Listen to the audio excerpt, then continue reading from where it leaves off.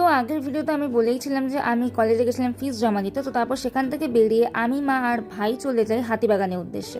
হাতিবাগানে গিয়েছিলাম কিছু কেনাকাটা করতে, কিন্তু তেমন কিছু পছন্দ হয়নি, সেই জন্য আমরা বেরিয়ে আসি সেখান থেকে। পর দমদম স্টেশনে এসে একটা দোকান ছিল ব্যাগের, সেখানে আমার মায়ের ব্যাগ পছন্দ হয়, কিন্তু মা আর নেয়নি সেটা। তারপর সেখান থেকে গিয়ে আমরা কিছু কেনাকাটা করি, মানে আমার ঘরের জিনিস আর কি। তারপর আমরা এই দোকানে যাই কিছু কেনাকাটা করতে। কেনাকাটা বলতে আমার মায়ের একটা ছোট্ট ব্যবসা আছে, সেই ছোট্ট ব্যবসার জন্যই মা মাল তুলতে এসেছিল কলকাতা।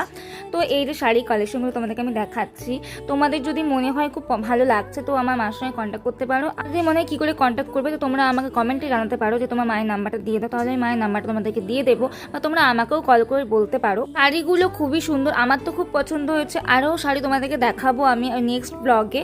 আর এই শাড়িগুলোর দাম কিন্তু খুবই রিজনেবল প্রাইস। আর হ্যাঁ, কী করে কন্ট্যাক্ট করবে, কী করে আমার বাড়িতে পৌঁছাবে, আমি অ্যাড্রেসটা তোমাদেরকে দিয়ে দিচ্ছি।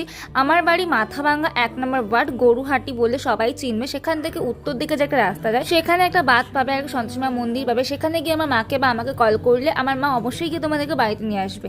আর বাড়িতে নিয়ে আসার কারণ বললাম যে আমার মায়ের ব্যবসাটা কিন্তু বাড়ি থেকে, আমাদের কোনো দোকান নেই, আমার মা বাড়ি থেকে ব্যবসাটা করছে। বাড়িতে গেলে তোমরা অনেক ধরনের শাড়ি দেখতে পারবে। আমার কাছে তেমন কোনো ফুটেজ নেই, কিন্তু মা কিন্তু এবারে খুব সুন্দর সুন্দর শাড়ি তুলেছে। শাড়ি না, ইভেন কুর্তি, ব্লাউজ, তোমরা সব কিছু আমার মায়ের কাছে পেয়ে যেতে পারবে।